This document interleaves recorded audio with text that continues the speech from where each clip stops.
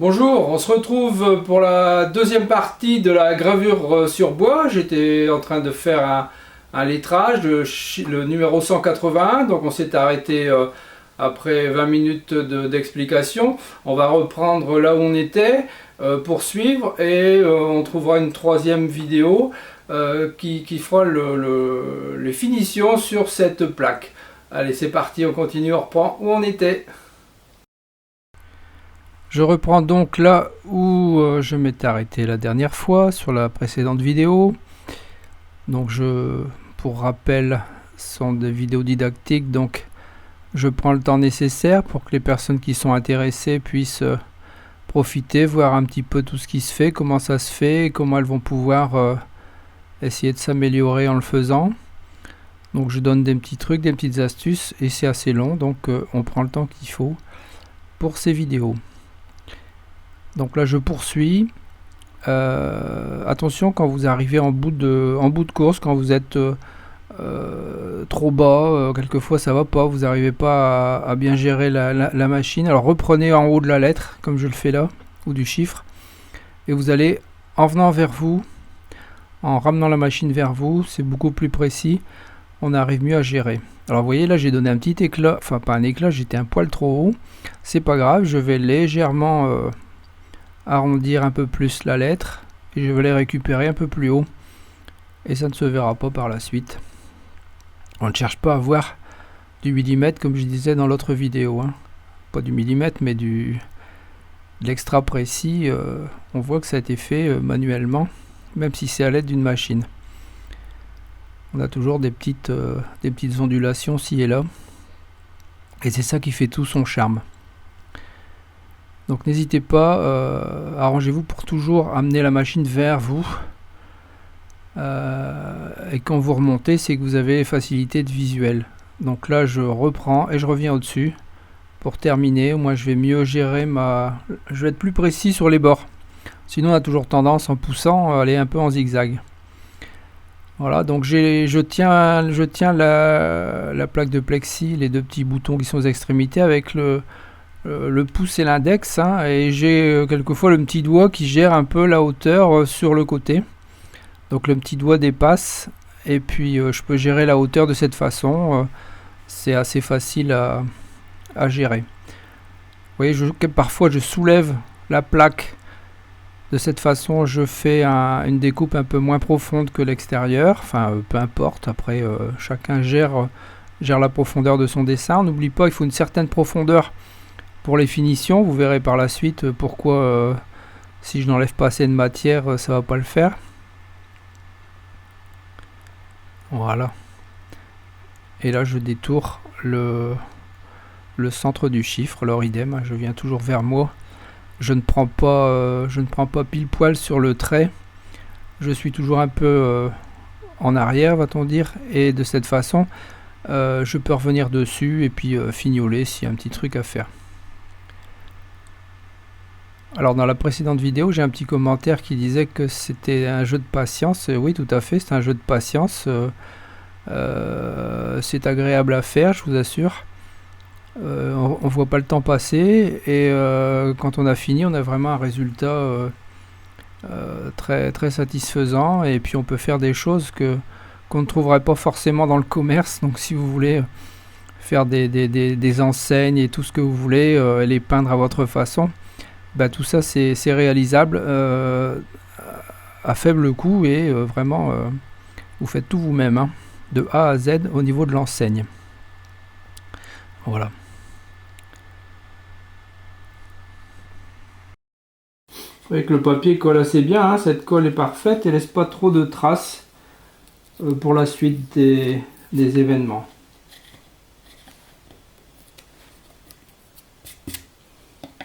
Donc les centres, je vais les laisser pour avoir mes repères, puisque je dois évider toute la partie qui est autour.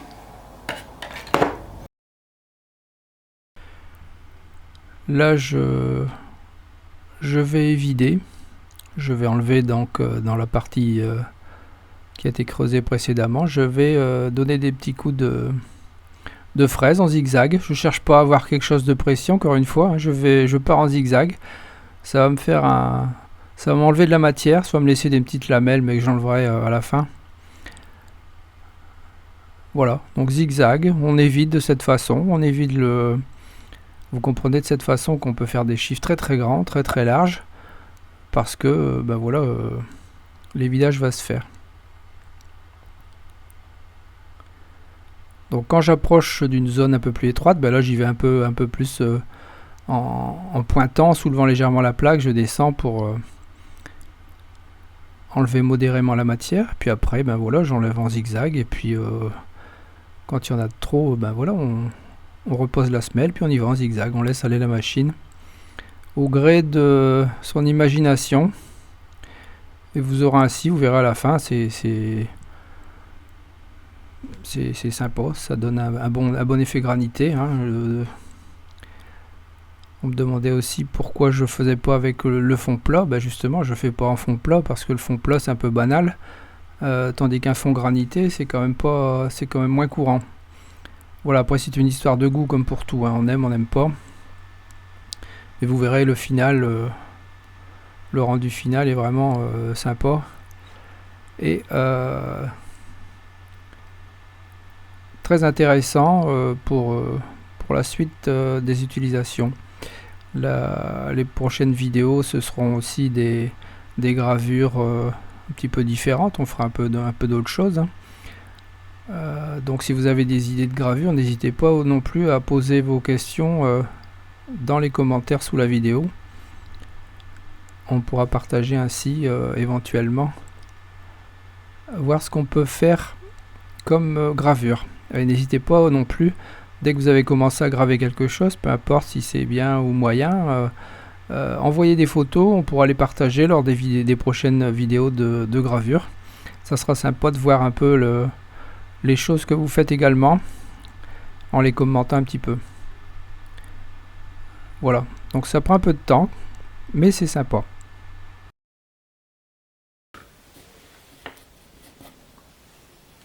Voilà, donc maintenant je peux enlever les yeux du milieu.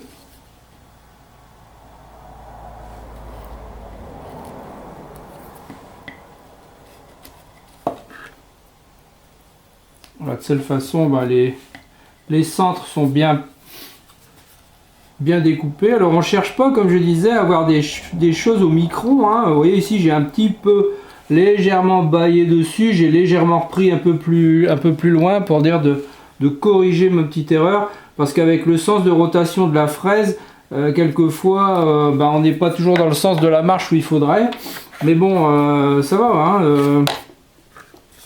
Alors vous voyez ce que ça donne. Et bien ce fond, une fois qu'il va être peint, qu'il va être terminé, ça va rendre super bien et ça va pas faire quelque chose de plat tout platonique, quoi. Allez, on passe à la dernière.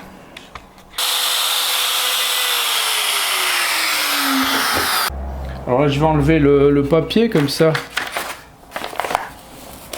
Là, ça commence à tenir, hein. Mais ce qui est pratique, c'est que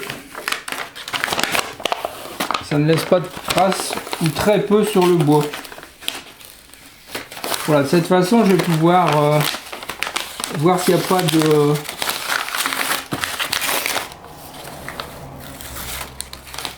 S'il n'y a pas de bavure, s'il ne faut pas le rectifier un peu quelque part. Voilà, donc là j'ai... Bah, c'est pas trop mal, hein.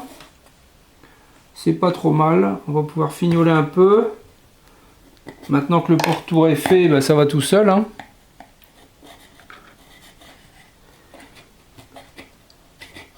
Voilà. Il ne faut pas que ça colle trop, mais il faut que ça colle bien quand même, sinon dès que la machine va commencer à attraper le papier, ça va être complètement déchiré. Alors, ce que je vais faire pour que ça soit bien droit, mais a priori ça l'est, c'est bien. Comme ça j'aurai un repère visuel. Voilà. Et ici, bah, mes lettres, ça a bien suivi. Là, je pourrais mordre un petit peu. Mais le 8 qui est déjà bien attaqué, je ne vais pas le remordre. Oula, moi je sais, j'aurai quelque chose de droit. fignole un petit peu. Alors on sait qu'on est quand même sur quelque chose, une réalisation, on cherche pas à avoir une hyper précision, on veut pas remplacer une machine CNC, hein, c'est justement le but, c'est d'avoir quelque chose à main levée et d'avoir un bon résultat. Voilà, vous avez vu, je suis toujours en train de lever la machine pour pouvoir faire l'évidage central. Je finirai après avec la brosse de chien à dents pour enlever les petits bouts de bois qui vont gêner. Et je suis toujours en train de bouger la machine, hein. Donc c'est pour ça qu'il faut des poignées sur la machine pour la soulever. Et c'est pour ça qu'il faut aussi une affleureuse pour que ça soit moins lourd. Allez, j'ai chaussé mes lunettes. Donc là je retouche pour avoir un alignement parfait. Voilà, c'est la finition. Petite touchette par-ci par-là. Et ça sera vraiment bien droit. De cette façon le rendu sera bon. Voilà, dans l'ensemble c'est pas trop mal. On va desserrer ça. Donc ça donne un relief dans le fond du lettrage. Voilà. Et puis la finition va venir faire le reste, hein. Le petit coup de brosse de chien dent qui va bien pour dire.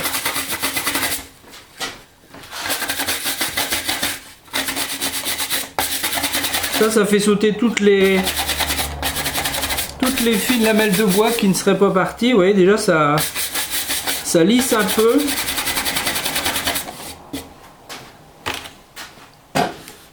Voilà, donc on peut regarder maintenant s'il n'y a pas de bavure. Hop. Voilà, hein, il n'y a pas grand chose, hein, de toute façon. Je vous dis, ça doit rester quand même un aspect manuel. On ne doit pas être dans la chose au millimètre, hein. Si vous voulez des choses au millimètre, vous achetez un CNC et la machine fait tout à votre place pendant que vous êtes en train de dormir. Voilà, donc avec, on améliore un peu dans les arrondis quelquefois, mais vous voyez, ça fait un espèce de dessin de, comment dire, ça vous fait un granité dans le fond de la lettre, du plus bel effet, surtout quand c'est terminé. Vous voyez, je vous le mets comme ça, vous voyez un peu, vous avez ce granité et ça rend pas mal. Donc après il suffit de terminer le bois et de le faire de la forme qui nous convient, hein, voilà. Donc ça tiendra lieu de la deuxième vidéo pour la finition. Là on a travaillé uniquement avec la défonceuse, la fleureuse pardon, et on a creusé. Donc on peut faire d'autres types de lettres. Là aujourd'hui on fait le début, on commence au début et on fait de la lettre creusée. Je vous avais montré la dernière fois cette réalisation ici, donc c'était avec la fraise à 60 degrés et directement la lettre vraiment non élargie. Là j'ai fait avec des lettres beaucoup plus larges et on peut faire encore plus grand. Et après on peut faire l'inverse, la lettre va être découpée autour et c'est le tour de la lettre qui va être évidé. Ça sera pour une autre fois. Voilà, il est donc temps de se quitter. On se retrouve sur la prochaine vidéo pour toutes les finitions autour de cette plaque de rue. À bientôt, bye bye. Merci d'avoir regardé cette vidéo. À votre droite, une suggestion de vidéo qui pourrait vous intéresser. À votre gauche, les réseaux sociaux, vous pouvez me suivre. Et en dessous, vous pouvez cliquer et vous abonner si ce n'est déjà fait. À très bientôt.